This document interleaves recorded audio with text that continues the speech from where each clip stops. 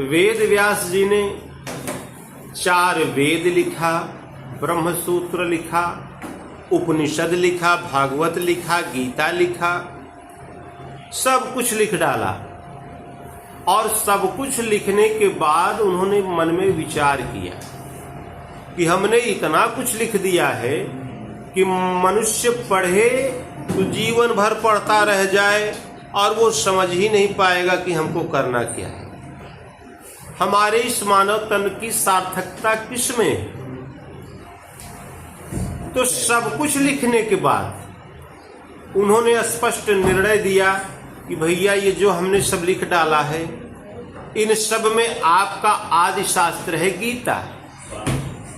तो गीता सुगीता कर्तव्याः किमन्यैः शास्त्र विस्तरैः या स्वयं पद्मनाभस्य मुख पद्माब्ज विनिश्रुता। गीता स्वयं में पूर्ण शास्त्र है। क्यों? क्योंकि ये भगवान श्री कृष्ण के श्रीमुख का सीधा प्रसारण है। इसमें किसी मनुष्य का कुछ सहयोग नहीं है। ये सीधे परमात्मा श्री कृष्ण के श्रीमुख की वाणी है। इसलिए यह गीता स्वयं में पूर्ण शास्त्र है। और जब साक्षात उस परम ब्रह्म परमात्मा के श्रीमुख की ही वाणी आपको प्राप्त है, तो फिर अन्य शास्त्रों के संग्रह की आपको आवश्यकता क्या है? फिर आगे बताया, इस श्रीमद् भगवद गीता का महात्म्य भी उन्होंने लिख दिया। और महात्म्य लिखते हुए उन्होंने स्पष्ट रूप से बता दिया कि एकम शास्त्रम देवकी पुत्र गीतम, एको देवो देवकी पुत्र एव। एक ही शास्त्र है जो भगवान श्री कृष्ण ने अपने श्रीमुख से गायन कर दिया। और देव भी एक है, देने वाला भी एक ही है। वह जिसका हम भजन करें, जिसका हम चिंतन करें, जिसके नाम का हम जाप करें, वह भी एक ही है। कौन? वही देवकी नंदन भगवान श्री कृष्ण। एक शास्त्र श्रीमद् भगवद गीता जो भगवान श्री कृष्ण ने बताया। एक देवता वही देवकी नंदन भगवान श्री कृष्ण, जिनके श्रीमुख की वाणी यह श्रीमद् भगवद गीता है। तो ठीक है, हम भगवान श्री कृष्ण की वाणी श्रीमद् भगवद गीता को ले लें और हम उसी परमात्मा का चिंतन करें जिन्होंने इस श्रीमद् भगवद गीता को हम लोगों के कल्याण के लिए दिया है। तो उस परमात्मा को हम प्राप्त कैसे करें, उनका हम भजन कैसे करें? तो आगे कहते हैं, एको मंत्र तस्य नामानि यानि, कर्माप्येकम तस्य देवस्य सेवा। एक ही मंत्र है, जिस मंत्र का जाप करने से आप उस परम तत्व परमात्मा को प्राप्त कर सकते हैं। वह मंत्र है क्या? वह मंत्र वही है जो उन परमात्मा ने, परम ब्रह्म परमात्मा श्री कृष्ण ने अपने श्रीमद् भगवद गीता, अपने श्रीमुख से निःसृत वाणी में जो उन्होंने बताया। क्या? ओम। भगवान ने कहा, अर्जुन, ओम इत्येकाक्षरम ब्रह्म व्याहरण मामनुस्मरन् यह प्रयाति त्यजन देहम शयाति परमाम गतिम। अर्जुन, ओम अक्षय ब्रह्म का परिचायक है, तुम उसका जाप करो और मेरा ध्यान करो। अतः भगवान श्री कृष्ण ने जिस मंत्र को बताया, उसी मंत्र को जपना ही आपके लिए कल्याणकारक है। आप यदि उस परमात्मा को चाहते हैं तो उसको प्राप्त करने की विधि केवल एक है। उन्हीं परमात्मा श्री कृष्ण ने जिस मंत्र का जाप करने के लिए आपको दिया, बस उसी मंत्र को आप सहर्ष स्वीकार कर ले और उनका नाम जप करना आरंभ कर ले। और ठीक है, तो कर्म क्या है? भगवान ने बताया कि कर्म भी एक ही है। ये बहुत जो हम लोग प्रपंच ये रख रहे हैं, कर रहे हैं, ये कर्म नहीं है। ये अन्यत्र लोकोयम कर्म बंधन है। उस परमात्मा के चिंतन के सिवाय, उस परमात्मा का भजन करने के अतिरिक्त हम जो कुछ करते हैं वो हमें संसार में बांध के रखने का उपाय मात्र है, ये मोक्षद कर्म नहीं है। उससे हम भगवान को नहीं प्राप्त कर सकते। भगवान को प्राप्त करने के लिए भगवान ने कहा कि अर्जुन नियतम कुरु कर्मत्वम कर्म ज्यायो ह्यकर्मणः शरीर यात्रा पीच्यते न प्रसिद्धेद अकर्मणः। अर्जुन कर्म तो बहुत से हैं, खेती करो वह भी कर्म है, व्यापार करो वह भी कर्म है, समाज सेवा करो वह भी कर्म है, सब कर्म ही तो मनुष्य कर रहा है। मनुष्य सो जाता है फिर भी उसके कर्म बंद नहीं होते। क्यों? क्योंकि कर्म तो शरीर करता नहीं, कर्म तो करता है मन, और मन एक ऐसा यंत्र है जो सो जाने पर भी वो विश्राम नहीं लेता, वो लगातार चलता ही रहता है। तो इस मन को जो विषयों में रस ले रहा है उसको सर्वत्र से समेटकर उस परमात्मा के चिंतन में लगा दो। भगवान कहते हैं ये जो आप कर रहे हैं ये सब कर्म नहीं है। नियतम कुरु कर्मत्वम, कर्म एक निर्धारित क्रिया है, उसको करो। तो भगवान ने जो निर्धारित क्रिया बताया वो है क्या? तो यज्ञार्थात् कर्मणो अन्यत्र लोको यम कर्म बंधनः शरीर यात्रा पीच्यते न प्रसिद्धेद अकर्मणः। अर्जुन निर्धारित की हुई एक क्रिया है उसको तू कर, और वह निर्धारित क्रिया है क्या? तो यज्ञार्थात् कर्मणो अन्यत्र लोको यम कर्म बंधनः। यज्ञ करना ही कर्म है, केवल यज्ञ करना ही कर्म है। तो वह यज्ञ क्या है जिसको हम करें तो हमसे कर्म संपादित हो सके? ऐसा कौन सा यज्ञ है जिसको हम करें और वह परमात्मा हमको प्राप्त हो जाए? तो भगवान कहते हैं कि अपाने जुहोति प्राणम प्राणापानम तथा परे प्राणापान गति रुद्ध्वा प्राणायाम परायणा। अर्जुन इस प्राण और अपान वायु आती जाती श्वास का निरीक्षण करो, इसको देखो।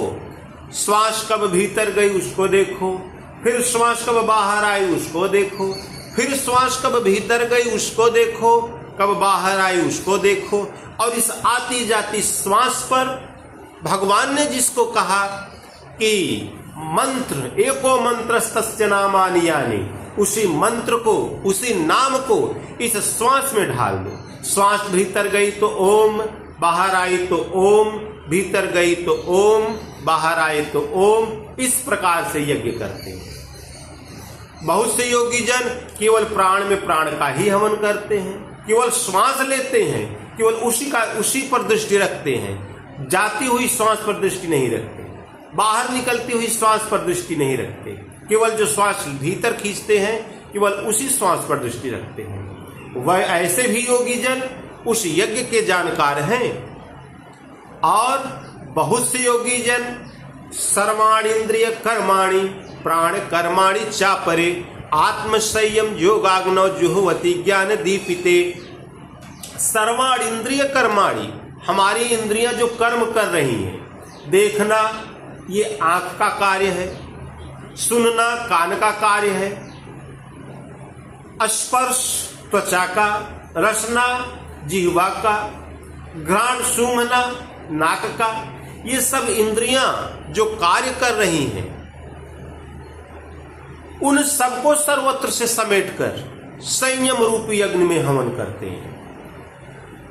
इसके बहुत से आख्यान मिलते हैं। एक बार अर्जुन पहुंच गया दिव्यास्त्र की खोज में इस स्वर्ग में।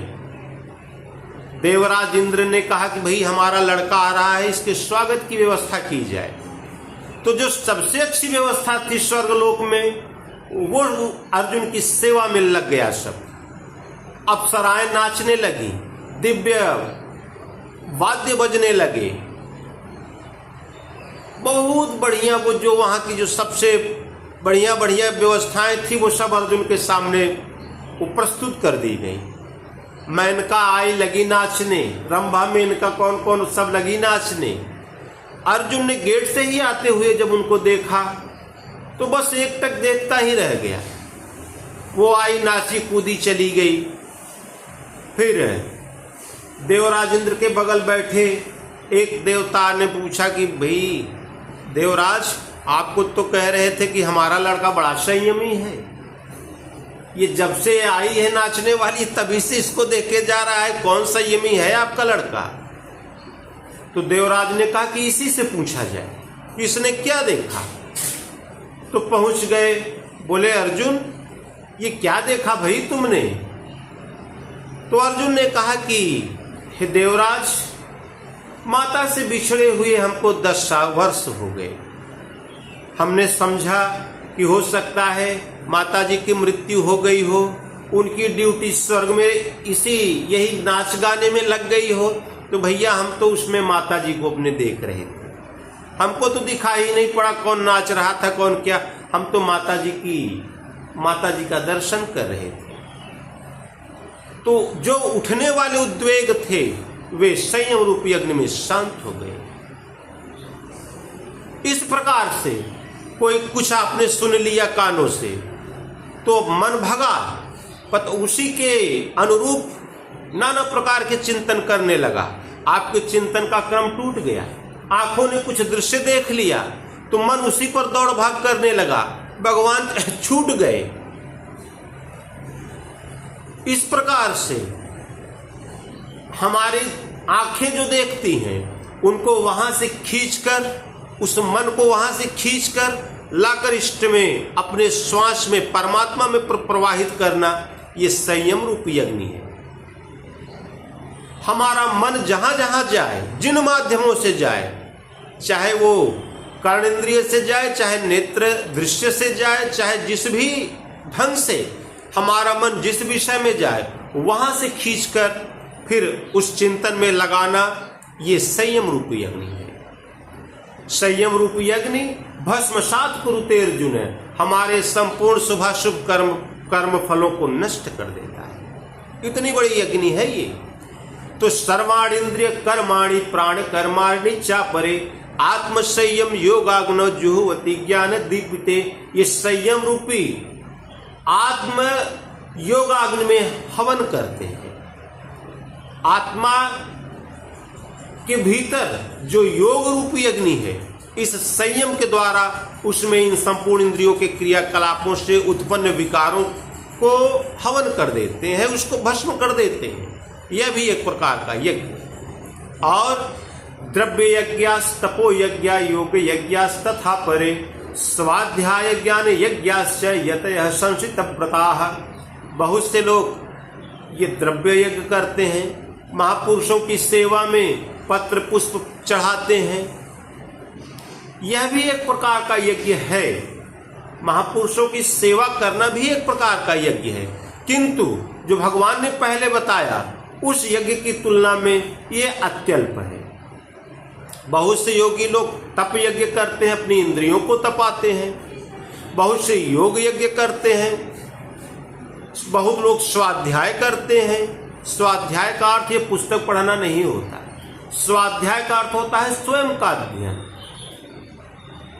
हमारी स्थिति क्या है, हमने मानव तन को प्राप्त किया तो इसका लक्ष्य क्या है, इस प्रकार से अपना अध्ययन करते हैं। हमने कल भजन कितना किया, आज हमको हमारे भजन में कितनी कमी रह गई, उसको पूरा करते हैं। ये स्वयं का अध्ययन करते हैं कि हमारा मन भगवान में कितना है और विकारों में कितना है, ये स्वयं का अध्ययन है। और उसी के अनुरूप अपने मन को भगवत चिंतन में लगाते हुए आगे बढ़ते हैं।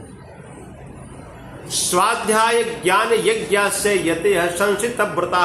इस प्रकार से बहुत से प्रकार के यज्ञ भगवान श्री कृष्ण ने गीता में बताया। और इन सभी यज्ञों को कार्य रूप देना ही कर्म है। इसलिए कर्माप्यको तस्य देवस्य सेवा। सेवा का अर्थ नहीं है कि गुरु महाराज के पास जाओ और लगो झाड़ू बहारू करने, हाथ पैर मालिश करने। सेवा का अर्थ होता है सेवन करना। गुरु महाराज क्या उपदेश कर रहे हैं, उनके उपदेशों को हृदयंगम करो और उसके अनुसार आचरण करो। ये महापुरुषों की वास्तविक सेवा होती है। और ये होता है मन से अपना सर्वस्व गुरु महाराज को समर्पित कर दो। गुरु महाराज को आपके धन की आवश्यकता नहीं है, आपको किसी वस्तु की आवश्यकता उनको नहीं है, आपके मन की आवश्यकता उनको है।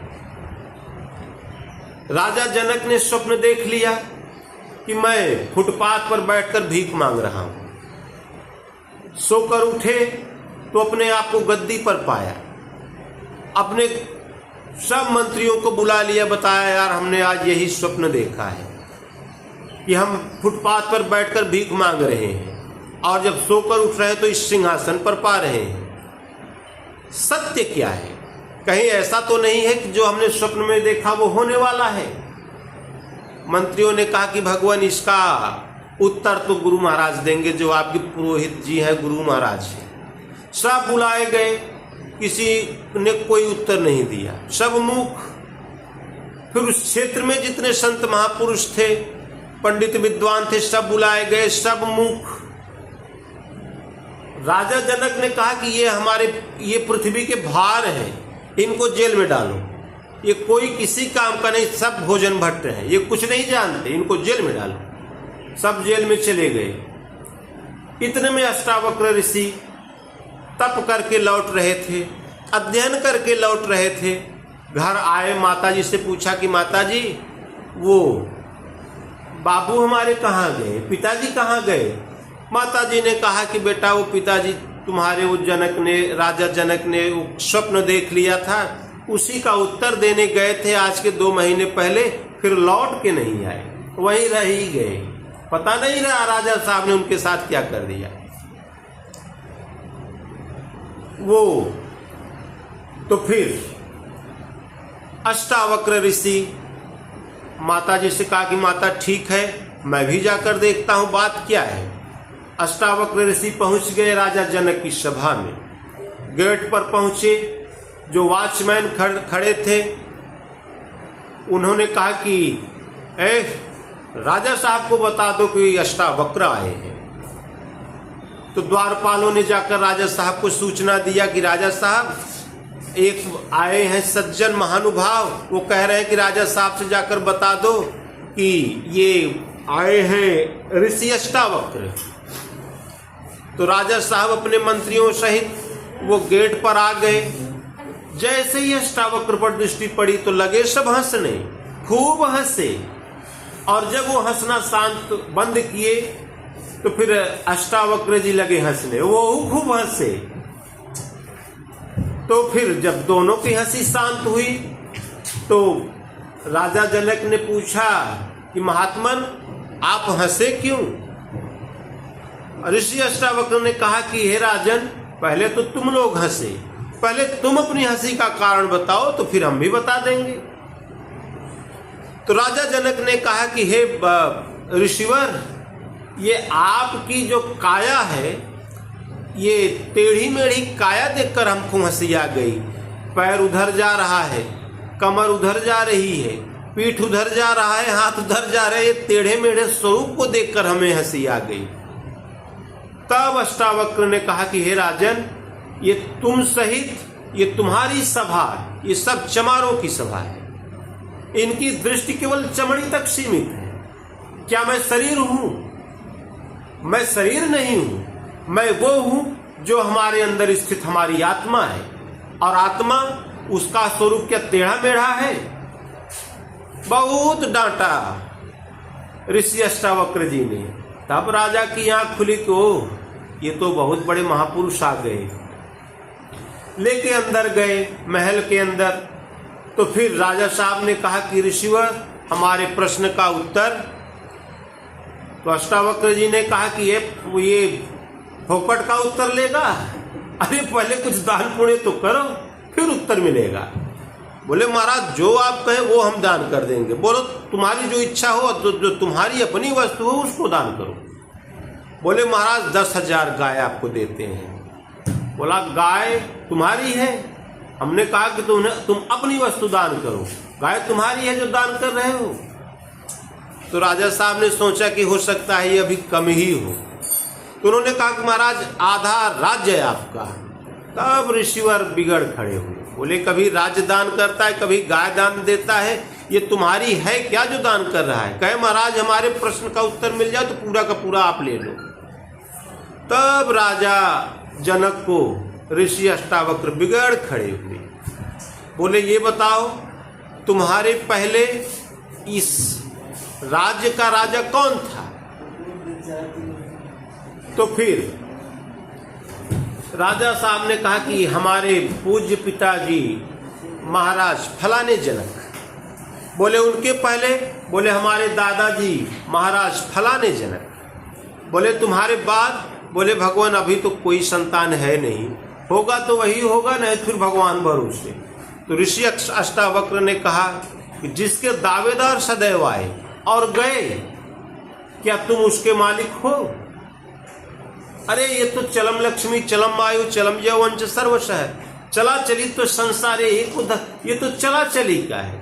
लघु जीवन संबत पंचदशा, 50 वर्ष तो तुलसीदास जी ने जीवन बताया।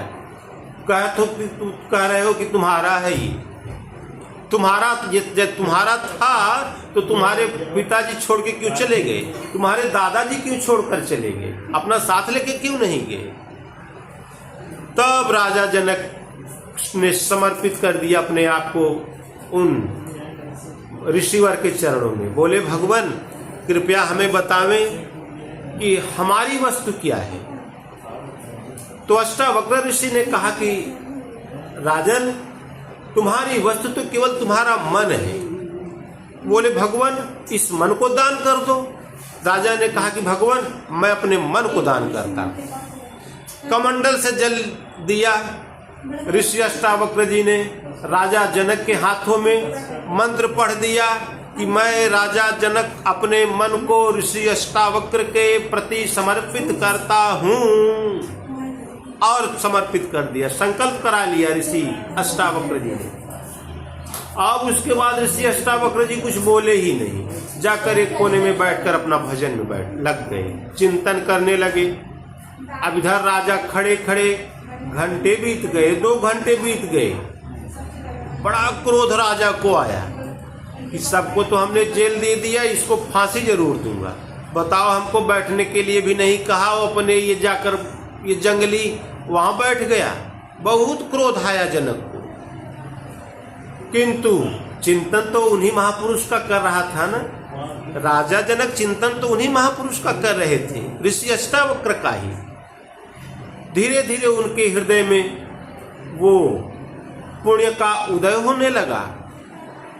उनकी जो बुद्धि थी वो सकारात्मक होने लगी, पुण्यात्मा होने लगे।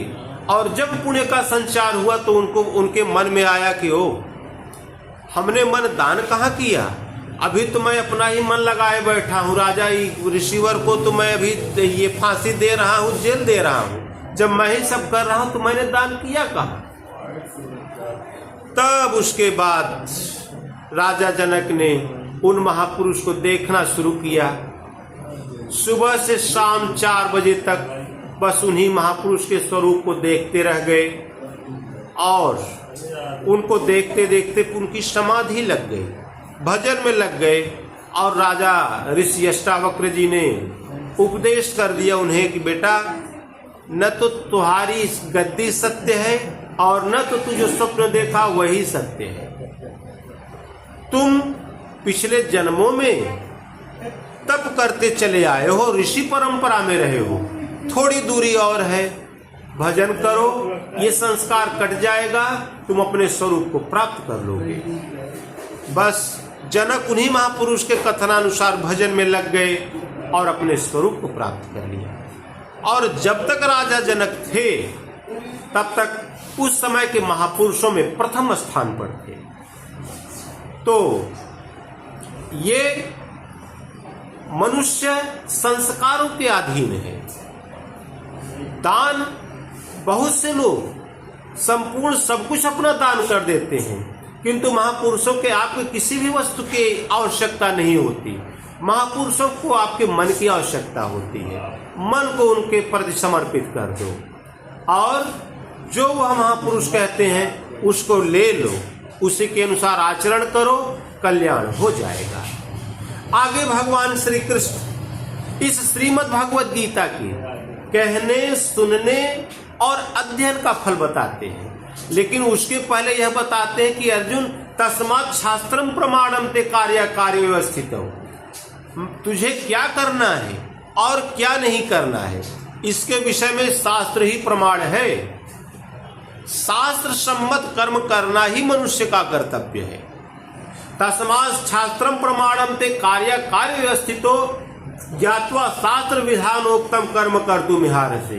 अर्जुन, तुझे क्या करना है क्या नहीं करना है ये तुझे बताएगी शास्त्र। शास्त्र सम्मत कर्म ही यथार्थ कर्म होता है। उसके अतिरिक्त आप जो कर रहे हैं वो सब निरर्थक कर्म है, संसार बंधन में बांधने की युक्ति है और कुछ नहीं है। तो फिर वह शास्त्र है क्या? तो यह शास्त्र विधि मुत्सृज्य सेवते काम कारता न च सिद्धिम न वापनोति न सुखम न पराम गतिम।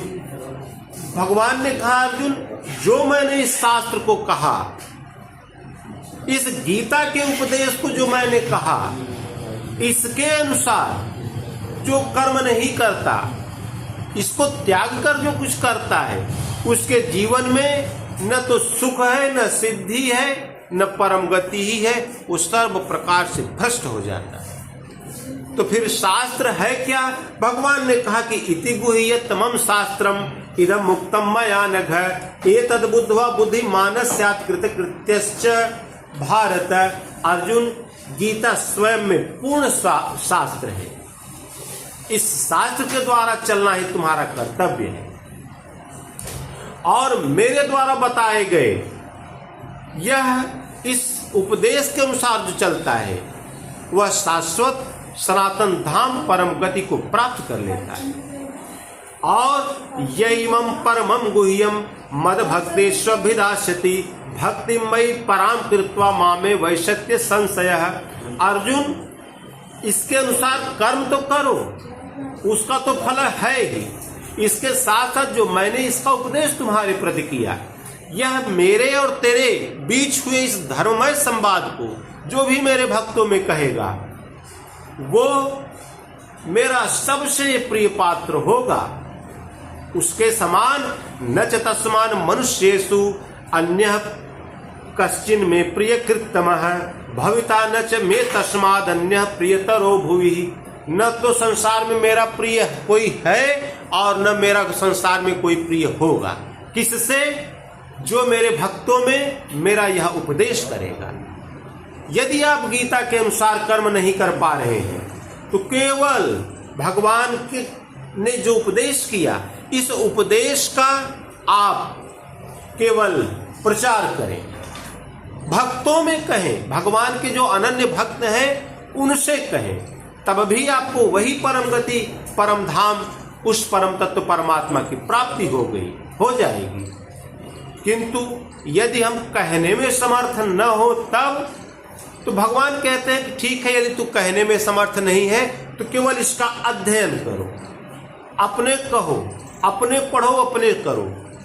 तो अध्यस्यते च यइमं धर्मम संवादमावयोः ज्ञान यज्ञेन तेना हम इष्टः स्यामिति मे मतिः। अर्जुन, जो मेरे द्वारा कहे गए इस गीता के उपदेश का भली भांति श्रद्धा से युक्त होकर, ईर्ष्या रहित होकर अध्ययन करता है, वह भी उसके द्वारा मैं ज्ञान यज्ञ से पूजित हो जाता हूँ। अर्थात ऐसा ज्ञान जो परमात्मा का प्रत्यक्ष दर्शन दिलाते।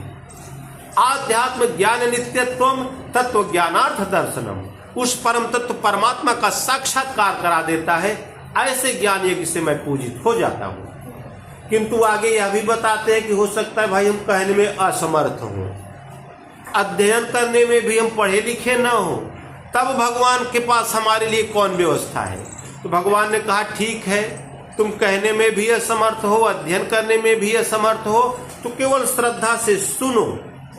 तो श्रद्धावानन स्तूयश्च शृणुयादपि यो नरः सोऽपि मुक्तः शुभान् लोकान् प्राप्नुयात् पुण्य कर्मणाम्। अर्जुन, मेरे द्वारा कहे गए इस गीता के उपदेश को भली भांति जो केवल श्रद्धा से युक्त होकर सुनता भर है, वह भी शुभ कर्म करने वालों के श्रेष्ठ लोगों को प्राप्त हो जाता है। इसलिए आपसे कुछ भी न पार लगे तो केवल श्रद्धा से और भक्ति से संयुक्त होकर आप सुना भर करें, बस तब भी आपको उस परमात्मा की प्राप्ति हो जाएगी। इसलिए आप लोग ये जो गीता वितरित कर रहे हो ना, ये बड़ा अच्छा, ये बड़े शुभ कर्म है, ये अनेक जन्मों के पापों को काटने वाली है। तो खूब जहां तक हर घर में इसको पहुंचाओ। और हमने तो सुना है कहीं कोई वो सरकार है वो वहां तो अनिवार्य विषय के रूप में उसने लागू कर दिया उन्होंने। तो ये तो बड़ी अच्छी बात है। जिस दिन यह गीता घर घर पहुंच जाएगी उस दिन ये आपसी बैर, आपसी फूट ये समाप्त हो जाएगा, छुआछूत समाप्त हो जाएगा। एक माता के संतान की तरह सब रहने लगेंगे। और जिस दिन यह गीता राष्ट्रीय ग्रंथ घोषित हो जाएगी, सभी जगहों पर, सभी स्थानों पर अनिवार्य विषय के रूप में लागू कर दी जाएगी, तो आपके सरकारों की जो सबसे बड़ी वो जो है व्यवस्थाएं, जो सबसे बड़ी समस्याएं हैं, उनसे मुक्ति मिल जाएगी। ये कौन कौन है, वर्ण व्यवस्था और धर्मांतरण, आतंकवाद, कौन कौन समस्याएं हैं सरकारों के पास, वो सब समाप्त हो जाएंगी जिस दिन ये गीता राष्ट्रीय ग्रंथ घोषित हो जाएगी। राष्ट्रीय ग्रंथ तो घोषित होना ही है, आज नहीं तो कल। और करोगे क्या? ये सीधे परमात्मा श्री कृष्ण की वाणी है, इसके अतिरिक्त तो आपके पास कुछ है भी नहीं। तो राष्ट्रीय ग्रंथ घोषित करोगे किसे? इस गीता के अतिरिक्त आपके पास कुछ ऐसा है ही नहीं जिसको आप राष्ट्रीय ग्रंथ घोषित कर दें तो ये आपसी फूट समाप्त हो जाए, आपसी बैर समाप्त हो जाए। यदि प्रेम से जीना है, एक माँ के संतान की तरह सबको रखना है, तो उसके लिए तो आपको गीता ही एकमात्र उपाय है। घर घर गीता पहुंचा दो, ये आपकी जो समस्याएं वो सब समस्याएं समाप्त हो जाएंगी। इसलिए सब लोग परमात्मा श्री कृष्ण ने जो उपदेश किया उस उपदेश का अक्षरशः पालन करें। नाम बस वही एक, न मंत्र परम लघु जासु वश विधि सूर्य सरि हरि है। मंत्र बहुत छोटा होना चाहिए, श्वास आई फिर गई, इतने में कौन से मंत्र, बहुत बड़ा मंत्र आप इसमें ढाल लोगे। सांस को घटाना बढ़ाना नहीं है, सहज आती जाती श्वास पर नाम का जाप करो। और प्रार्थना के लिए तो 50 नाम है। ओम नमो भगवते वासुदेवाय। मैं उन भगवान को प्रणाम करता हूं जो सर्वत्र कण कण में वास करते हैं। ओम नमः शिवाय। ये सब प्रार्थना के मंत्र हैं, किंतु वास्तविक मंत्र जो आपको मनत्रायते इति मंत्र है, जो आपको तीनों गुणों से उपराम कर दे, त्रिगुणातीत कर दे, वह मंत्र है ओम। वह मंत्र है राम। ओम अथवा राम किसी 1, 2, 2.5 अक्षर के मंत्र का जाप करो। सुबह शाम बैठकर आधे घंटे 20 मिनट समय तो अवश्य दो, वो देना ही पड़ेगा आपको, नहीं तो कल्याण ही संभव नहीं है। और चलते फिरते उठते बैठते हर परिस्थिति में नाम याद आया करे तो सोने पर सुहागा है।